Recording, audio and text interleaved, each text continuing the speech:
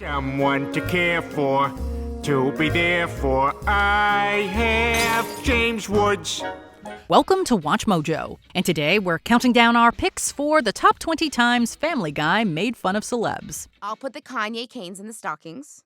You know, it's just like, music and fashion, all that. I can't be stopped. For this list, we're looking at the best, most brutal, and most infamous moments when the beloved animated show mocked famous faces. Which celebrity would you like Family Guy to go after next? Let us know below. Number 20, Matthew McConaughey. Today, Texan icon Matthew McConaughey is a beloved actor. But it wasn't always this way. In the 2000s, he was in a string of not-so-great projects. Looking at you, Sahara. So this made people like Family Guy question McConaughey's talents. In the episode Peter's Two Dads, his film Failure to Launch was used for a cutaway as Peter proudly told his Irish dad that he made it halfway through the movie. I just never managed to get my life together. Isn't that hilarious? You're cute. Done. But his more delightful cutaway was in The Former Life of Brian. Stewie tries to offend McConaughey as much as possible, but his laid-back attitude and general niceness frustrate the young Griffin. And I wish that you would get a heart attack. I totally feel you, man. Truth of the matter is, I don't like my movies either, but man, they just keep offering me money and I do it, and then I get to go around the world. I mean, did you see Sahara? Only when Stewie accuses him of sucking a donkey's derriere does McConaughey get stern, as though he's hiding something suspicious. Now, you can't prove that. Number 19, Kim Kardashian. Since leaving her mark on the public consciousness with the reality show Keeping Up with the Kardashians, Kim Kardashian has been a regular target of mockery for comedy programs. And in the episode Stewie's First Word, Family Guy took aim. After Peter finds a magic 8-ball, he takes its predictions very seriously. When Brian questions what it is, the patriarch gives a scathing double entendre. It's my magic 8-ball. This is the first black ball that Kim Kardashian hasn't played with. Later, after asking it a question that causes the toy to explode, we see a heartbroken Kardashian feel a disturbance in the Force. Kim, what's wrong? A black ball went to waste. The show even took a shot at their confusing family tree in Island Adventure. So no way! Kylie Jenner and Tyga are no longer together? Splitsville, my friend. How did Robert Kardashian die? Guilt cancer. From what? Oh, boy. Number 18, Sean Hannity. The right-wing political commentator Sean Hannity is a divisive figure. After all, he has regularly promoted various conspiracy theories on his many shows. As such, Family Guy got really brutal about Hannity in the episode Adam West High. Peter, Quagmire, Joe, and Cleveland begin competing against each other in delivering the most insulting joke about a photograph of Hannity, focusing solely on his looks in the image. Who does he look like? I'm seeing Mr. Doubtfire. High-sodium Superman? He looks like an angry face drawn on a thumb. The richest guy at Rite Aid? Or the mayor who won't close the beaches in Jaws. The four spend nearly a minute roasting the commentator, each quip as vicious as the last. But this isn't the only big mention of Hannity. In a cutaway gag for Ocean's 3.5, Hannity is shown making a nonsensical argument to Alan Combs, who was subbed with Droopy. Sean, I don't know if that's true. You just contradicted me! You hate America! If I could just get a word in. You hate America! You like the terrorists! Well, I guess you're right again. Number 17, Gary Busey. One of the most defining characteristics of actor Gary Busey is his teeth. So Family Guy made his early references in the show all about that. For the episode Partial Terms of Endearment, Lois is shown what a love child between Hilary Swank and Busey would be like, showcasing its massive gnashers. Example, here's what happened when we fertilized an egg from Shelley Duvall with a sperm from James Blunt.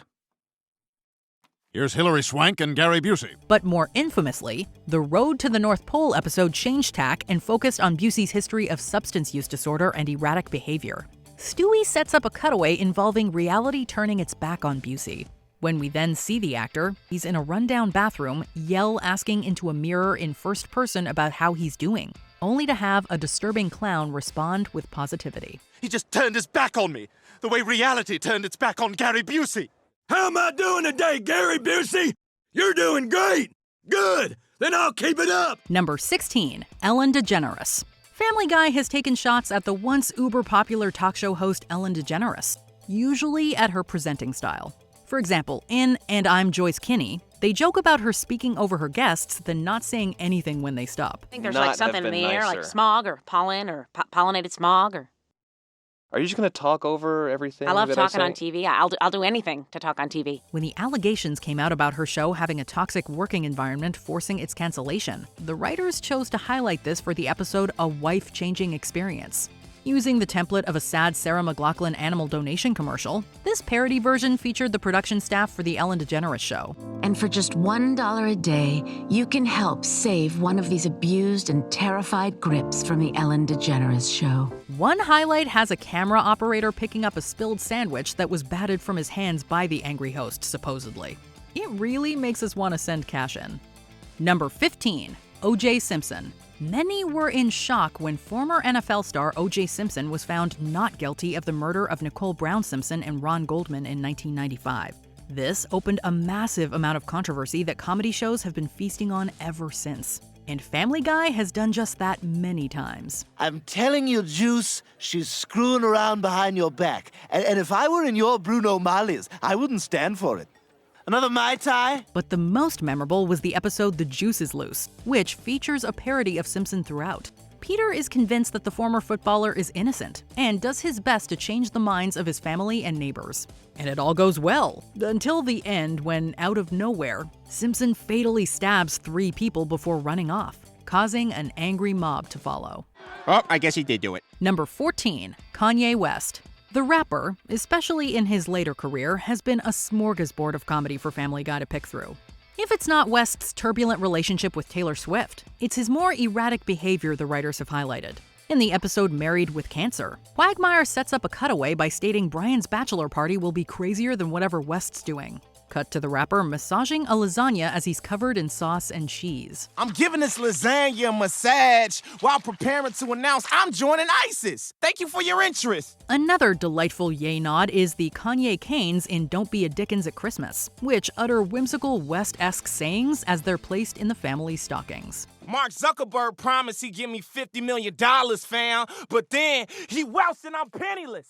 Kanye is the greatest. Kanye drops the latest. There can be no debaters, and Kanye got the status. Number 13, Kevin Spacey. $10, $5, $8 and I'll do it. Fine. With hindsight, this 2005 joke in the episode Don't Make Me Over raises a lot of questions. Did the writers know about the allegations even then? Or was it just a coincidental jape? For those who don't know, Kevin Spacey was accused of various harassment and assaults. The baby Griffin accepts a bet to do a dare. He proceeds to run while yelling that he escaped from Spacey's basement. Another Spacey dunk is in HTT Pete. The TV show's a parody of The Avengers called The Offenders. It features a team of disgraced entertainment figures like Roman Polanski, Bill Cosby, Harvey Weinstein, and of course, the American Beauty actor. I gathered y'all together, Kevin Spacey, Roman Polanski, Woody Allen, Steven Seagal, Matt Lauer with the pudding pop. Number 12, Tom Cruise. Family Guy really enjoys mocking Tom Cruise. In the episode Lois Kills Stewie, they do a skit involving Katie Holmes' ankle bracelet deactivating. So she escapes Cruise and frees skimpily dressed men in a cage. I love you, Katie. I love you too, Tom. Oh my God! I'm free! The force field is down! Go now! In Meet the Quagmires, they do a cutaway about Cruise constantly running in his films to escape certain thoughts. But the best mockery of the actor has got to be the introduction of tiny Tom Cruise. Sailing into his iconic status for the episode Papa Has a Rollin' Son, a strange yet weirdly endearing Cruise befriends Stewie over their shared miniature stature. But when that connection turns out not to be the case, and Stewie distances himself from Cruise, the actor becomes particularly creepy and stalks the youngster. Nobody walks away from Tiny Tom Cruise! Yeah, except for all 3 of your wives. Okay, I'm shutting this now. Okay, so bye. Number 11, Michael Jackson. With the rumors and then the court case that led to him being acquitted of all charges, Family Guy has dabbled in dark humor when it comes to Michael Jackson. In The Courtship of Stewie's Father, Stewie and Peter watch a 3D film at Disney World that features the former Jackson 5 singer.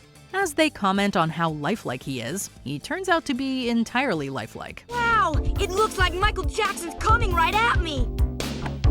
For Prick Up Your Ears, Lois sets up a cutaway involving a young Jackson promoting a cereal, mentioning the kid in him likes the frosting. It then switches to older Jackson, who takes things entirely in the other direction. The kid in me likes the frosted side. but the grown-up in me likes the kid in me. Number 10. Kiss. Kiss plays a small role in the Family Guy canon, as Lois dated Gene Simmons before he was famous. They clearly still have some sort of connection, as seen in Don't Make Me Over, when Gene uncoils his hilariously long tongue and says hello to Lois. Oh my. Hi, Gene. I didn't know you were here. All right. Keep it in your mouth, Rockstar. They do, however, play a major role in 2002's episode Road to Europe, where Ace Frehley is portrayed as a bumbling doofus, and Peter argues that no one wants to dress like Peter Criss. No one wants to be Peter Criss, Lois, not even Peter Criss. And who can forget the iconic fictional TV show Kiss Saves Santa, where the band is portrayed as corny sellouts reduced to doing a stupid Christmas movie. Someone stole Santa? That does not rock! Easy, Gene. Guys, let's go save Christmas. Then again, it doesn't get much cornier than Kiss. Number 9. Justin Bieber.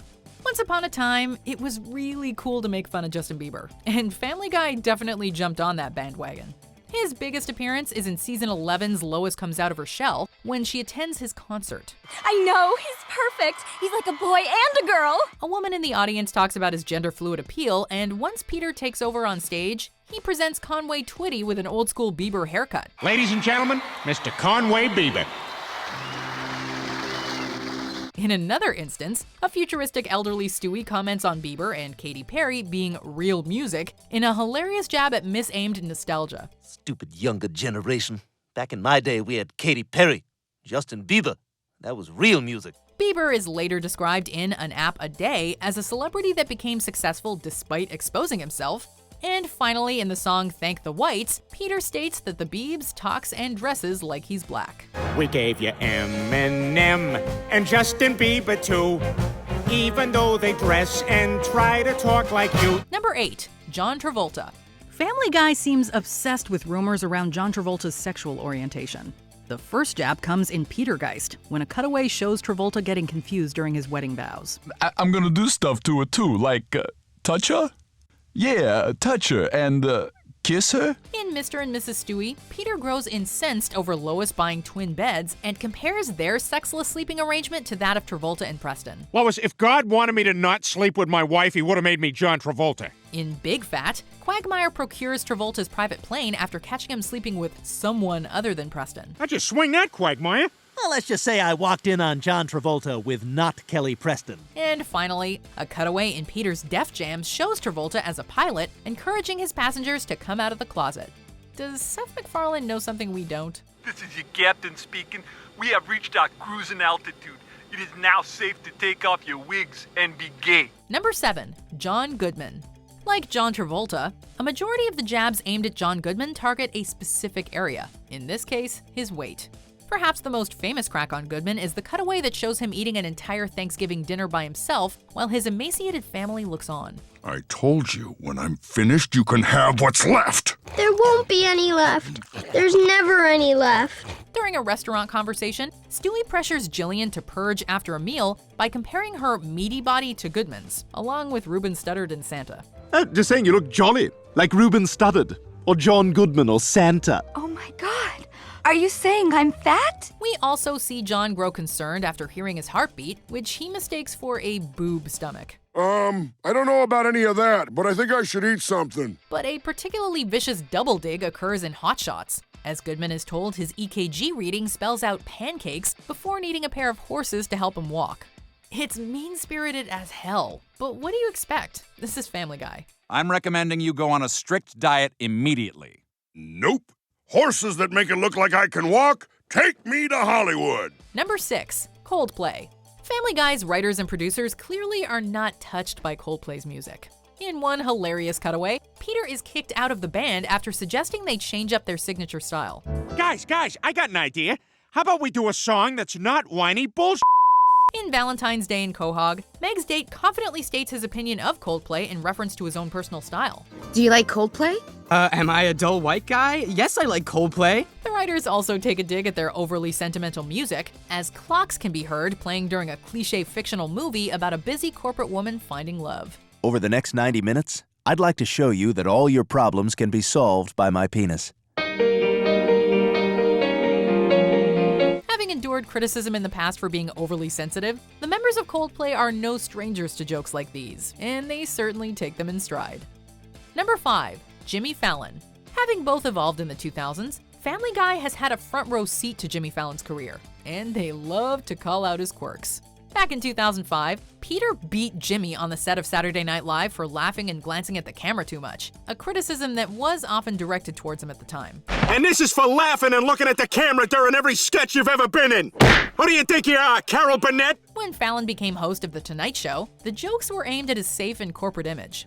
After failing to make a viral video, Peter mentions that they should have gotten Fallon to do something lame instead. Can't believe we couldn't come up with a viral video. We should have just gotten Jimmy Fallon to do any lame thing. And in HTT Pete, Peter watches The Tonight Show where Jimmy emasculates Al Pacino by making him play a childish game. Tonight, get ready to lose all respect for Al Pacino when I force him to play a game meant for children! We don't think they care too much for his hosting duties, or his acting for that matter. Number 4. Jay Leno. Speaking of late night hosts, Jay Leno doesn't get off easy either. In fact, he arguably gets it worse. For one thing, they make fun of his physical appearance, as fictionalized Leno always appears with a massively exaggerated chin.